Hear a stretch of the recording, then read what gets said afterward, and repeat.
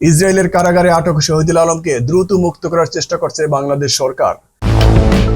গাজায় যুদ্ধবিরতি চুক্তি অনুমোদন, এরপরও হামলা চালিয়েছে ইসরায়েল। ইসরায়েলের কারাগারে আটক বাংলাদেশের প্রখ্যাত আলোকচিত্রী ও মানবাধিকার কর্মী শহীদুল আলমকে দ্রুত মুক্ত করতে তুরস্কের সহায়তায় কূটনৈতিক প্রচেষ্টা চালাচ্ছে বাংলাদেশের অন্তর্বর্তী সরকার।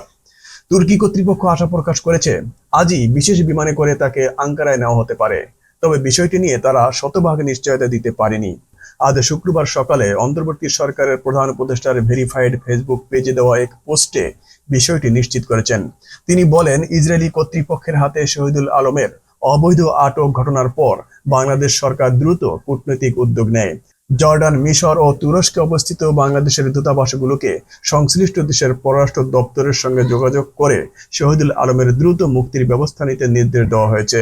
দূতাবাসগুলো শহীদুল আলমের মুক্তির বিষয়ে স্থানীয় কর্তৃপক্ষের সঙ্গে সার্বক্ষণিক যোগাযোগ রাখছে। শহীদুল আলম দ্রিকের ব্যবস্থাপনা পরিচালক।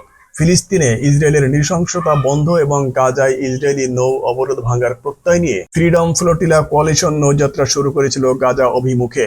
ইসরায়েলি আগ্রাসন বন্ধের দাবিতে আত্মপ্রকাশ করা আরেক উদ্যোগ থাউজেন্ড মেডলিন্স টু গাজার 8টি নৌযানও এই যাত্রায় অংশ নিয়েছিল। মোট 9টি নৌযানের এ বহরে বিভিন্ন দেশের রাজনীতিবিদ, সাংবাদিক, চিকিৎসক ও অধিকার কর্মীরা যোগ দিয়েছিলেন। সেই দলে ছিলেন আলোকচিত্রী শহীদুল আলম। গত বুধবার এই নৌবহরে আক্রমণ করে সব অধিকার কর্মী ও নাবিককে ধরে নিয়ে যায় ইসরায়েলি সেনারা। গাজায় যুদ্ধবিরতি চুক্তির অনুমোদন করল ইসরায়েলি মন্ত্রিসভা। ফিলিস্তিনের স্বাধীনতাকামী সংগঠন হামাসের সাথে যুদ্ধবিরতি চুক্তির অনুমোদন করেছে ইসরায়েলের মন্ত্রিসভা। ফলে আগামী 24 ঘন্টার মধ্যে গাজায় যুদ্ধবিরতি কার্যকর এবং 72 ঘন্টার মধ্যে সেখানে আটক ইসরায়েলি পণবন্দীদের হস্তান্তরের প্রক্রিয়া শুরু হবে।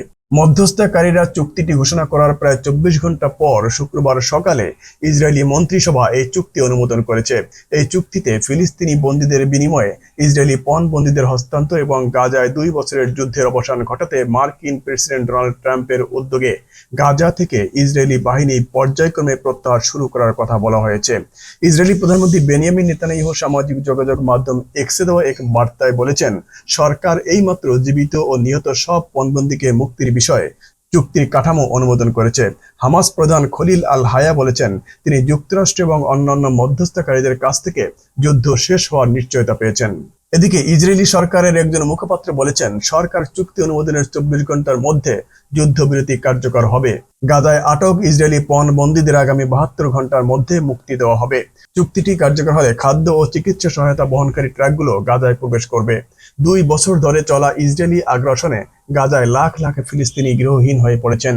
তারা বিভিন্ন শরণার্থী শিবিরে তাঁবুতে বসবাস করছেন। তারা অত্যন্ত মানবতার জীবন যাপন করছেন। এদিকে যুদ্ধবিরতি চুক্তি অনুমোদনের পরও গাজায় ইসরায়েলি বাহিনীর বিমান হামলার খবর পাওয়া গেছে। আল জাজিরা জানিয়েছে, গত 1 ঘন্টায় ইসরায়েলি সেনাবাহিনী দক্ষিণ গাজার খান ইউনিস ও গাজা সিটিতে বিমান হামলা চালিয়েছে। খান ইউনিসের কেন্দ্রগুলিতে কাতিবা এলাকায় গোলাবর্ষণ করা হয়েছে, তবে প্রাথমিকভাবে হতাহতের কোনো খবর পাওয়া যায়নি। বৃহস্পতিবার রাতে মার্কিন প্রেসিডেন্ট ডোনাল্ড ট্রাম্পের শান্তি পরিকল্পনার প্রথম পর্যায়ে স্বাক্ষর করতে ইসরায়েলি সরকার সম্মত হওয়ার পর এটি প্রথম হামলা বলে জানা গেছে। এদিকে চুক্তি ঘোষণার পর ইসরায়েলি ও ফিলিস্তিনিদের মধ্যে উচ্ছ্বাস ছড়িয়ে পড়েছে। গাজায় 2 বছরের যুদ্ধের অবসানের জন্য একে এখন পর্যন্ত সবচেয়ে বড় পদক্ষেপ হিসাবে মনে করা হচ্ছে। ইসরায়েলের যুদ্ধে এখন পর্যন্ত 67,000-এর বেশি ফিলিস্তিনি নিহত হয়েছেন। এদিকে ইসরায়েলি সেনাবাহিনী দাবি করেছে, গাজা সিটিতে তাদের 614তম কমব্যাট ইঞ্জিনিয়ারিং ব্যাটালিয়নের 26 বছর বয়সী একজন লেফটেন্যান্ট কর্নেল স্নাইপারের গুলিতে নিহত হয়েছেন। ইসরায়েলি সরকার যুদ্ধবিরতি চুক্তির প্রথম পর্যায়ের অনুমোদনের আগে বৃহস্পতিবার বিকেলে এই হামলার ঘটনা ঘটে। হামাস আন্দোলনের মুখপাত্র হাজেম কাশেম এই চুক্তিকে ফিলিস্তিনি জনগণের বিরুদ্ধে গণহত্যামূলক যুদ্ধের সমাপ্তি বলে মনে করেন। আল জাজিরার সাথে এক সাক্ষাৎকারে হাজেম কাশেম বলেছেন, আমাদের দৃষ্টিতে এই চুক্তির অর্থ হলো আমাদের জনগণের বিরুদ্ধে যুদ্ধের সমাপ্তি। দখলদাররা চেষ্টা করছে সময়সূচি, তালিকা এবং কিছু সম্মত পদক্ষেপ নিয়ে খেলা করতে। দখলদারদের অবশ্যই চুক্তিগুলো মেনে চলতে হবে এবং আমরা মধ্যস্থতাকারীদেরকে বলবো চুক্তি মেনে চলতে তাদের উপর যেন চাপ প্রয়োগ করা হয়। তিনি আরো বলেন, মধ্যস্থতাকারীদের কাছ থেকে আমরা যা বুঝতে পেরেছি তা হলো এই চুক্তি গাজা উপত্যকায় গণহত্যামূলক যুদ্ধের সমাপ্তির সূচনা। দখলদাররা প্রত্যাহারের সংক্রান্ত বিষয়ে বন্দীদের তালিকা এবং শরণার্থীদের প্রত্যাবর্তন সম্পর্কিত প্রসঙ্গগুলো এড়িয়ে যাচ্ছে। তিনি স্পষ্ট করে বলেন, গুরুত্বপূর্ণ বিষয় হলো চুক্তি অনুযায়ী বন্দীদের হস্তান্তর প্রক্রিয়া সম্পন্ন করার জন্য মাঠ পর্যায়ের পরিস্থিতি প্রস্তুত করা। এই মুখপাত্র বলেন, আমাদের দৃষ্টিতে এই চুক্তি আমাদের জনগণের বিরুদ্ধে ধ্বংসাত্মক যুদ্ধের সমাপ্তি ঘটাবে।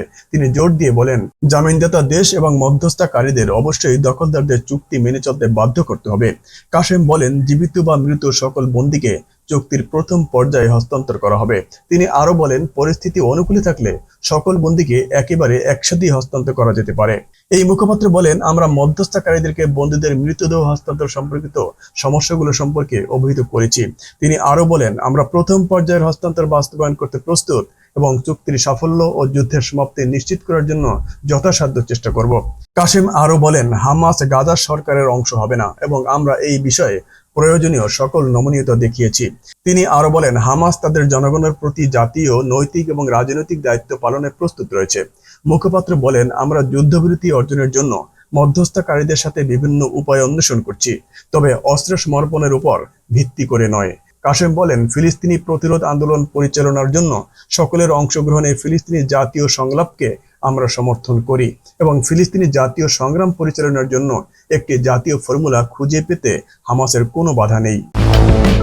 এদিকে ইসলামী প্রজাতন্ত্র ইরান সরকারের মুখপাত্র ফাতেমা মোহাজিরিন গাজায় যুদ্ধবিরতি চুক্তিকে সমর্থন করার সময় জোর দিয়ে বলেছেন যে গাজায় ইসরায়েলি শাসক গোষ্ঠীর অপরাধ বন্ধ করা পথের শেষ নয় এবং অপরাধের জন্য দায়ী অপরাধী কমান্ডারদের আন্তর্জাতিক আদালতে বিচার করা উচিত।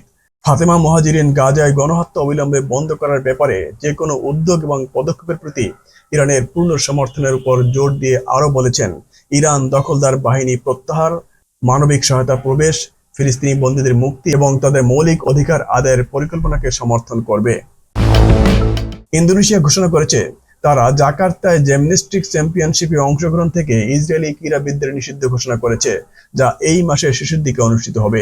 ইন্দোনেশিয়ার আইন, মানবাধিকার, অভিবাসন ও সংস্কার বিষয়ক সমন্বয়কারী মন্ত্রী উইজরিল এহেজা মহেন্দ্র বৃহস্পতিবার বলেছেন যে ইসরায়েলি ক্রীড়াবিদদের ভিসা দেওয়া হবে না। অন্যদিকে ইয়েমেনের আনসারুল্লাহর মহাসচিব সৈয়দ আব্দুল মালিক বদরুদ্দিন আল হুথি অপারেশন আল আকসা ঝড় এবং গাজার নিরীহ জনগণের উপর ইহুদিবাদী শাসক গোষ্ঠীর আক্রমণের দ্বিতীয় বার্ষিকী উপলক্ষে এক বার্তায় এই আক্রমণগুলোকে শতাব্দীর অপরাধ বলে অভিহিত করেছেন এবং ফিলিস্তিনি জনগণের প্রতি পূর্ণ সমর্থনের উপর জোর দিয়েছেন। গাজা যুদ্ধের বিপর্যয়কর মাত্রার কথা উল্লেখ করে আল হুথি আরো বলেন, ইসরায়েলি শাসক গোষ্ঠী এবং মার্কিন সরকার তাদের নৃশংস আক্রমণে গাজার জনসংখ্যার 11% হত্যা ও আহত করেছে, যা বর্তমান যুগে নজিরবিহীন একটি পরিসংখ্যান।